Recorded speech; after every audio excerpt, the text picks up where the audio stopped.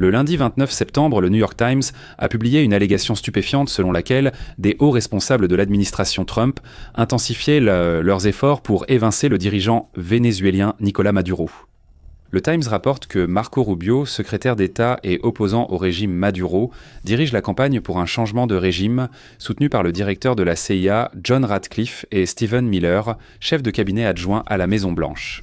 La révélation a surpris la plupart des observateurs, car malgré l'opposition de Trump au régime de Maduro, il n'avait jamais franchi le cap d'un changement de régime. Lors de son premier mandat, Trump a imposé des sanctions à Caracas et encouragé d'autres pays à faire pareil pour pousser le dictateur vénézuélien à démissionner. Trump a nié toute implication dans l'opération Gideon, une tentative de coup d'État ratée en mai 2020 ayant mené à l'arrestation de 2 ex-officiers des forces spéciales américaines. À la suite de l'échec de l'opération, Trump a déclaré célèbrement à Fox News, et nous allons le citer ici, « Si je voulais intervenir au Venezuela, je ne le cacherais pas. J'irais là-bas et il ne ferait rien. Il se laisserait faire. Je n'enverrais pas un petit groupe. Non, non, non. On appellerait ça une armée. On appellerait ça une invasion. » Lors de son second mandat, l'administration a adopté des tactiques plus agressives. Ils ont qualifié les cartels de la drogue du Venezuela, dont le cartel des Fils, d'organisations terroristes, mené des frappes contre des bateaux suspectés de trafic et doublé la prime sur Maduro à 50 millions de dollars. Pourtant, même les mesures les plus agressives restent bien en deçà de ce à quoi ressemblerait un véritable changement de régime. Et la question est-ce intentionnel ? L'administration Trump pourrait s'en servir pour préparer un éventuel changement de régime par la force. Dans ce cas, devons-nous nous demander si c'est la stratégie de l'administration et à quoi ressemble un changement de régime ? Et surtout, si Maduro est destitué, que se passe-t-il ensuite ? Justification du changement de régime. D'accord ? Abordons notre première grande question. Trump prépare-t-il le terrain pour justifier un changement de régime au Venezuela ? L'ancienne secrétaire d'État Hillary Clinton pense que la réponse est oui. Lors d'une table ronde du Conseil des Relations étrangères, Hillary Clinton a affirmé que l'administration Trump pose, je cite, « les bases d'une action militaire contre Maduro ». Nous avons cité certaines justifications dans l'introduction, comme qualifier les cartels de la drogue d'organisations terroristes ou frapper des navires vénézuéliens, mais pas les 2 principales. Selon le New York Times, Trump a interrompu les efforts de l'envoyé spécial Richard Grenell pour un accord avec le Venezuela. Les négociations en cours depuis des mois se sont récemment intensifiées au point que le président Maduro a écrit à Trump pour prôner la diplomatie et contester les accusations de trafic de drogue. Lors de ces négociations, Caracas était prêt à accorder aux entreprises américaines l'accès au secteur pétrolier et gazier, à réorienter ses exportations de pétrole de la Chine vers les États-Unis et à réduire ses liens économiques avec Pékin, Téhéran et Moscou. Cependant, cela n'a pas suffi à convaincre le président Trump, qui, selon les informations, était de plus en plus frustré par le refus du président Maduro de céder le pouvoir et par le déni persistant des responsables vénézuéliens sur leur implication dans le trafic de drogue. Les journalistes du Times jugent que cela pourrait entraîner une escalade militaire contre les trafiquants de drogue ou le gouvernement de Maduro. Et cela nous amène au deuxième point, qui est peut-être le plus important. L'administration Trump a récemment publié un avis juridique classifié justifiant des frappes létales contre une liste secrète de cartels et trafiquants de drogue présumés. Cet avis, rapporté pour la première fois par Cable News Network, soutient que le président est autorisé à utiliser la force létale contre un large éventail de cartels, y compris certains que l'administration n'a pas publiquement désignés comme organisations terroristes, car ils représentent une menace imminente pour les citoyens américains.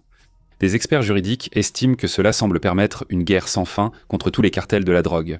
Sarah Harrison, ex-avocate du département de la défense et analyste au Crisis Group, a déclaré à Cable News Network que si l'avis de l'Office of Legal Counsel sur les frappes contre les cartels est aussi large, cela signifie que le ministère de la Justice estime que le président pourrait décider seul de mener une guerre bien plus vaste que celle autorisée par le Congrès après le 11 septembre. Et cela pourrait inclure l'éviction du président Maduro. Prenons un instant pour revenir sur l'article du New York Times que nous avons mentionné au tout début de la vidéo d'aujourd'hui. Dans cet article, le secrétaire Rubio qualifie Maduro de fugitif américain et chef d'une organisation terroriste. Il a également, et c'est là la partie clé, décrit les actions de Maduro supervisant le flux de drogue vers les États-Unis comme constituant une menace imminente pour les citoyens américains, ce qui est exactement le même langage que le département de la justice a utilisé dans son avis. Les responsables de l'administration, voyant Maduro comme chef des cartels vénézuéliens, pourraient le présenter sa destitution comme une opération anti-drogue, à l'image de la justification de l'invasion du Panama en 1989, lorsque les États-Unis ont renversé Emmanuel Noriega pour trafic de drogue. L'administration a aussi informé le Congrès que les États-Unis sont en conflit armé officiel avec les cartels de la drogue, les qualifiant d'organisations terroristes et leurs membres de combattants illégaux. Tout cela semble indiquer que l'administration Trump a établi un cadre juridique pour une action militaire au Venezuela. Ce ne sont pas que des préparatifs juridiques, des troupes se sont déjà déployées sur la côte vénézuélienne. Le Wall Street Journal indique que le Pentagone a déployé 3 destroyers lance-missiles, des F-35B, des drones MQ, 9 Reaper, des avions espions, des navires d'assaut et un navire secret des opérations spéciales. Washington a aussi déployé 10 000 soldats dans la région, surtout sur des bases à Porto Rico. C'est le plus important déploiement militaire américain dans la région depuis plus de 30 ans, depuis l'invasion du Panama. Et les troupes, elles ne restent pas simplement inactives.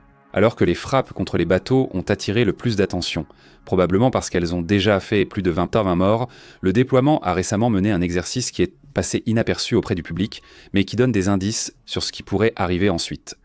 The Sunday Times a rapporté que le radar vénézuélien avait repéré 5 F-35 américains à seulement 46 miles de la côte, à 10 700 mètres d'altitude.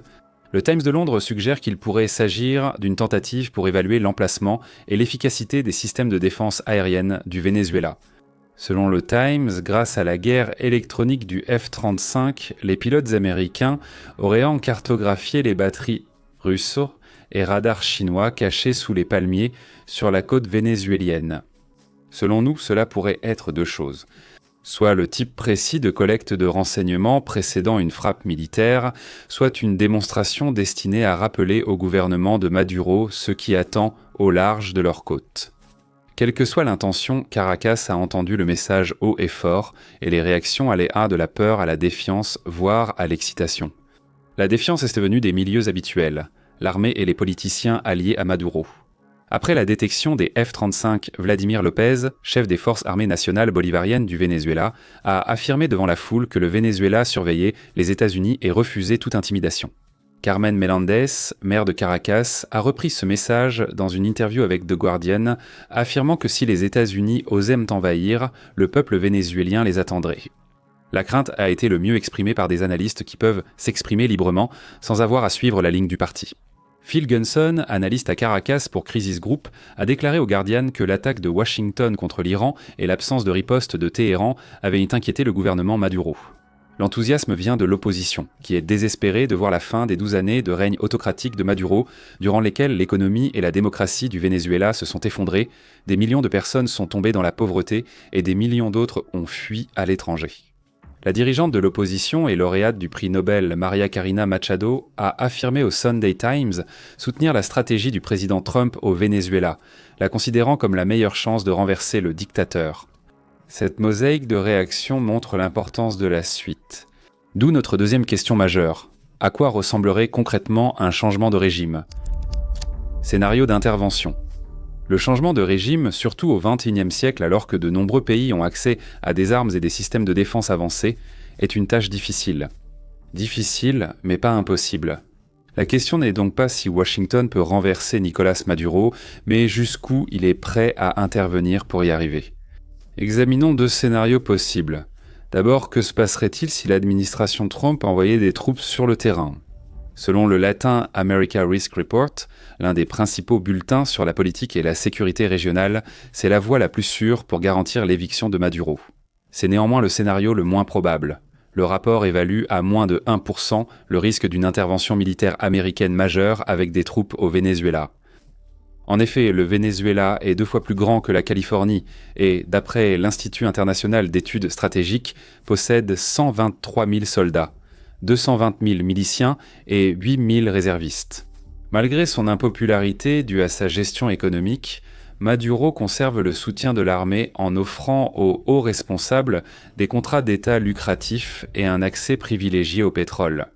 Cependant, cela ne garantit pas totalement la loyauté de l'armée. Regardez le Soudan, où les généraux Abdel Fattah al-Burhan et Mohamed Hamdan Dagalo ont évincé leur mentor, Omar el-Béchir, même après avoir obtenu le contrôle de mines d'or lucratives. Un général vénézuélien à la retraite a aussi indiqué à l'agence France-Presse que le moral de l'armée était bien inférieur à ses attentes dans un tel conflit. Malgré ces réserves, l'Amérique n'est pas assurée d'une victoire facile, car le nombre de soldats déployés reste insuffisant pour une telle opération. Ce n'est pas l'armée que Donald Trump avait promise à Fox News en 2020. Washington aurait besoin de bien plus de main-d'œuvre, mais n'a montré aucune intention de s'engager jusque-là. Alors, que peuvent-ils faire avec les troupes dont ils disposent actuellement ? Voici notre deuxième scénario. Ils pourraient lancer des frappes aériennes ciblées contre des sites clés au Venezuela, dont le fort Tijuana, la base militaire où résiderait Maduro. Deux issues sont probables. D'abord, les frappes aériennes vont aggraver les tensions, rendant la situation ingérable pour Maduro. Deuxièmement, si Maduro parvient à survivre, alors il est probable que la situation revienne à des négociations. Le rapport considère la possibilité de frappes aériennes limitées, le maintien de Maduro au pouvoir et un retour éventuel à la table des négociations comme le scénario le plus probable, lui attribuant une probabilité de 75%.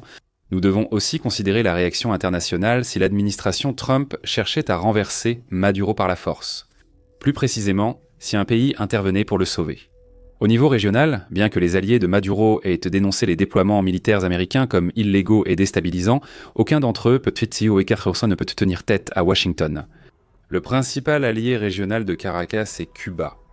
Et même si l'armée cubaine a certaines compétences, comme les forces spéciales de la Havane, il est peu probable qu'elle puisse faire pencher la balance du conflit en faveur du Venezuela. À l'international, Maduro n'a aucune chance. Selon le South China Morning Post, Pékin devrait exprimer sa déception envers les actions américaines, soutenir économiquement Caracas, mais éviter toute intervention militaire directe, risquant une confrontation avec Washington. Les experts pensent que la Russie réagira de la même manière, car le Kremlin est actuellement toujours enlisé au jour 1329 de son opération militaire spéciale de 3 jours en Ukraine. Cependant, ce ne sont que des prévisions. Bien réfléchies et cohérentes avec les informations dont nous disposons actuellement, mais cela reste malgré tout des prévisions, et en géopolitique, une prévision peut être démentie 10 minutes après avoir été formulée. Le lendemain. Nous avons débuté ce sujet en évoquant la révélation du New York Times sur les efforts accrus de l'administration Trump pour un changement de régime au Venezuela. Même si notre analyse indique qu'un changement de régime est peu probable, nous ne pouvons ignorer les conséquences si les partisans d'une intervention au Venezuela l'emportaient. Voici la dernière question. Que va-t-il se passer ensuite ? L'opposition vénézuélienne pense qu'après le départ de Maduro, elle pourra prendre le pouvoir et rétablir la démocratie. Petro Urichurtu, un conseiller de Maria Machado, révèle que l'opposition a élaboré un plan pour les 100 premières heures et les 100 premiers jours après l'éviction de Maduro. Bien que les détails du plan ne soient pas rendus publics, nous savons qu'il impliquerait un transfert de pouvoir à Amundo González, qui s'est présenté à l'élection présidentielle contre M. Maduro en 2024. Pratiquement tous les observateurs objectifs sur Terre, y compris le secrétaire Rubio et cette même chaîne, estiment que González a remporté l'élection. Mais Maduro a utilisé ses pouvoirs en tant que sortant pour s'accrocher au pouvoir. L'opposition est optimiste, pensant qu'une fois Maduro écarté, ses alliés ne poseront pas d'obstacles. Nous avons évoqué le Soudan plus tôt, non seulement pour montrer comment des généraux peuvent trahir leurs anciens alliés, mais aussi car il avertit sur les conséquences après la chute d'un homme fort. L'opposition civile suppose qu'elle peut prendre le pouvoir et l'armée répond « Non, vous ne le ferez pas ». Le Venezuela pourrait suivre une trajectoire similaire, surtout si Washington ne souhaite pas une occupation longue et un processus de reconstruction. Les généraux enrichis depuis des décennies pourraient en juger qu'ils ont trop à perdre en cédant le pouvoir à une opposition qui n'offrira sans doute pas le même clientélisme que le régime Maduro. S'ils choisissent cette option, ils ont les moyens et les effectifs pour représenter un réel problème pour tout gouvernement d'opposition, même soutenu par les Américains. Et nous n'avons même pas encore parlé des cartels de la drogue. Si l'administration Trump a raison et que Maduro est le chef du trafic de drogue au Venezuela, alors le fait de l'écarter n'éliminera pas leur cartel. L'histoire récente montre qu'éliminer le chef d'un trafic de drogue peut entraîner l'apparition de factions plus petites et violentes en lutte pour le contrôle. C'est ce qui s'est produit en Équateur cette année. La répression armée contre les gangs de la drogue les a divisés en factions plus petites et plus violentes. C'est également ce qui s'est produit au Mexique au début de la guerre contre la drogue, et nous avons vu les conséquences là-bas. Le pire scénario serait l'apparition de factions armées, de cartels de drogue, de soldats protégeant leurs richesses et de milices soutenues par l'opposition, chacun cherchant à contrôler son territoire. Les Vénézuéliens se retrouveront pris entre deux feux, aggravant l'une des plus graves crises de réfugiés mondiales. Il faut souligner que c'est le pire scénario, pas un résultat inévitable, ni même le plus probable. Un changement de régime pourrait entraîner des conséquences plus stables que celles mentionnées. Néanmoins, il serait insensé d'entreprendre quelque chose d'aussi radical que le renversement d'un dictateur sans au moins envisager le pire scénario possible. Une leçon que les États-Unis auraient dû tirer de leur expérience en Irak. Alors, quelle est ça la suite pour le Venezuela ? Et honnêtement, nous ne le savons pas. Nous ne sommes qu'une chaîne YouTube, et malgré nos demandes, Exet ne nous a toujours pas ajoutés au groupe Signal. Ce que nous savons, cependant, c'est que Washington doit décider s'il est prêt à s'engager dans l'effort à long terme que pourrait représenter la stabilisation du Venezuela après Maduro. Sinon, et si l'administration Trump est vraiment sérieuse au sujet du changement de régime, alors elle risque de créer un État failli juste à sa porte. Merci de nous avoir regardés.